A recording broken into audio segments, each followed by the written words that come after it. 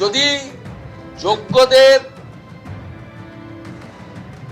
বাতিল হয়, যোগ্যরা যে ধরনের আন্দোলন করবেন, যত ধরনের আন্দোলন করবেন, সেই আন্দোলনে যদি তারা আমাদেরকে ডাকেন পতাকা নিয়ে, পতাকা ছাড়া যে কোনো শর্তে, আমরা ভারতীয় জনতা পার্টি অন্তত নির্বাচিত প্রতিনিধিরা আমরা সর্বাত্মকভাবে উপস্থিত থাকব।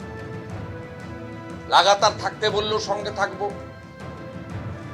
সাপোর্ট দেওয়ার জন্য বক্তৃতা করতে বললেও করব, সঙ্গে অবস্থান ধর্ণা ঘেরাও করলে বলবো।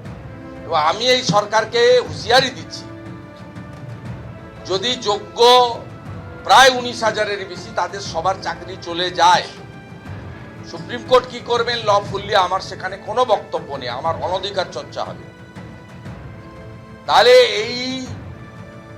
এই লোকেদের এবং তাদের পরিবার সঙ্গে আমরা সাধারণ জনগণ নবান্ন ঘিরে বসে থাকব। ফের পথে নামলেন 2022-এর টেট উত্তীর্ণরা। কবে নিয়োগ হবে, দ্রুত নিয়োগের দাবিতে তারা পথে নামেন এবং চপ বেজে প্রতীকী বেকার মেলার মাধ্যমে সল্টলেকে প্রতিবাদ জানান তারা।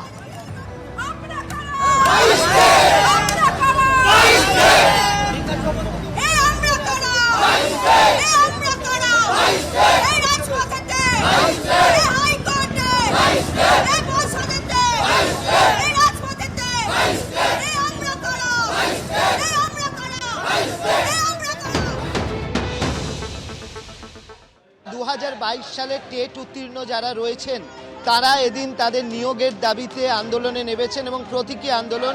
আমি ক্যামেরাম্যান অভিজিৎ দাসকে দেখাতে বলবো, দেখো এখানে তারা আলাদাভাবে চপ ভাজার একটা জায়গা তৈরি করেছেন। তারা এটা একটা প্রতীকী বেকার মেলা তারা করছেন, বিভিন্ন স্টল তারা এখানে দিয়েছেন, তারা চপ ভাজছেন। বস্তুত তাদের দাবিটা হচ্ছে যে তাদের নিয়োগ সংক্রান্ত দাবি। তারা 2022-এ টেট উত্তীর্ণ হয়েছেন এবং তারা আদালতেও গিয়েছিলেন। যেহেতু এখন পরীক্ষা চলছে, তো মাধ্যমিক পরীক্ষা চলছে, তাই মাইক ব্যবহার বা কোনো কর্মসূচিতে বাধা নিষেধ আছে, সেই কারণে মাইক ব্যবহার না করে তারা আদালতের অনুমতি পেয়েছেন এই ইন্দিরা ভবনের সামনে তাদের কর্মসূচি পালন করার।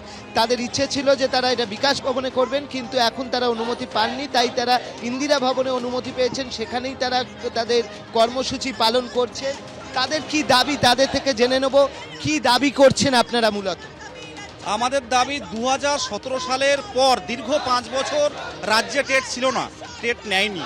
দীর্ঘ 5 বছর পর 2022-এর ডিসেম্বর মাসে টেট হলো।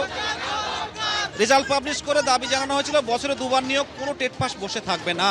কিন্তু অলরেডি আমরা টেট কোয়ালিফাই করে 2 বছর পার করে ফেলেছি। ইন্টারভিউ হয়নি? হ্যাঁ, মুখ্যমন্ত্রীর কাছে আমাদের কাতর আবেদন যে ইন্টারভিউটুকু দিন, নতুন প্রাথমিক শিক্ষক নিয়ে করে ইন্টারভিউটুকু দিন। আপনারা বেকার মেলা কেন করছেন? আজ আমাদের 7 বছর হয়ে গেছে টেট হয়েছে, আজকে আমরা রাস্তায় বসে আছি। এতদিন আমাদের স্কুলে চলে যাওয়ার কথা, আমাদেরকে বলেছিলেন, প্রতিশ্রুতি দিয়েছিলেন বছরে 2বার নিয়োগ হবে, বছরে 2বার করে টেট হবে, প্রত্যেক বছর কোনো টেট পাস ছেলে মেয়ে বসে থাকবে না। আজকে 50,000 শূন্যপদের দাবিতে আজকে রাস্তায় নামতে হচ্ছে। আজকে বই মেলার অপোজিটে আমরা বেকার মেলা। আজকে আমাদের মাননীয় বলেছেন তোমরা চপ বেচো, মুড়ি বেচো, ঘুগনি বেচো, তোমাদের লাভ হবে। আমরা স্কুলে যেতে চাই, আমরা ভাতা নয়, ভাতার বদলে আজকে আমাদের নিয়োগ চাই। আমাদের এখানে নিয়োগের দরকার, আমাদের দরকার এই নিয়োগ। আমরা যাবো স্কুলে, আমরা এই বেকার মেলা করে মাননীয়কে বুঝিয়ে দেবো আমাদের স্কুলে যাওয়া দরকার। তারা স্কুলে যোগ দিতে চান, তারা 2022-এর টেটের উত্তীর্ণ এবং তা সেই কারণেই তারা আজকে এরকম একটা প্রতীকী বেকার মেলা করছেন।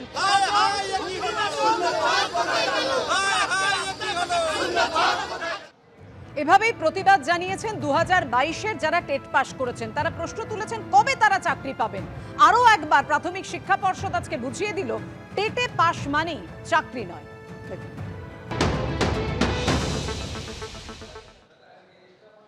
টেট এবং রিক্রুটমেন্ট এ দুটো কিন্তু এক নয়। আমি বারে বারে বলছি, টেট একটি রিক্রুটমেন্ট পদ্ধতি মানে প্রসেসে একটি সূচক মাত্র। কোনো ক্যান্ডিডেট তিনি টেট পাস করেছেন মানে এই নয় যে তিনি চাকরি পাওয়ার যোগ্য। তাকে কিন্তু রিক্রুটমেন্ট পদ্ধতিতে যে সমস্ত সূচক আছে সেই সূচকগুলোতে তাকে পার্টিসিপেট করবেন। তার ভিত্তিতে মেধা তালিকা তৈরি হবে এবং তার নিয়োগপত্র হবে অ্যাকর্ডিং টু মেধা তালিকা।